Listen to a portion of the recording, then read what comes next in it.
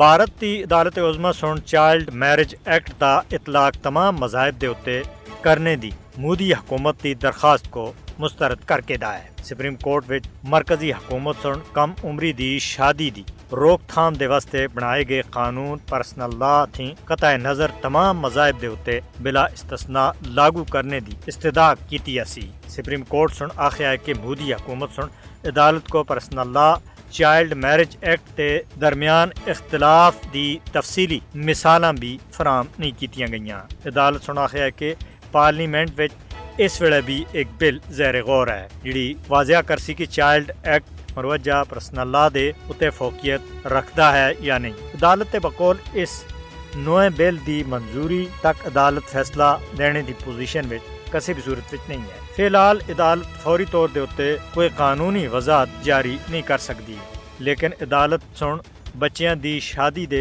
रोकथाम दे हवाले नाल कुछ रहनुमा असूल तजवीज़ कीते हैं, मगर पर्सनल लॉ दे तसलसल को ख़त्म या तब्दील करने का हुक्म नहीं देता है, जिसका मतलब ये है कि फ़िलहाल ज़ाती कवानीन मसलन मुस्लिम पर्सनल लॉ वगैरह और चाइल्ड मैरिज एक्ट दे माबेन कसे हतमी टकराव का अदालती फैसला नहीं आया है। एक गल याद रखने वाली है कि चाइल्ड मैरिज एक्ट दे तहत कुड़ियां दी शादी दी घट ते घट उम्र 18 साल जद के मुंडियां दी 21 साल मुकर्रर की गई है।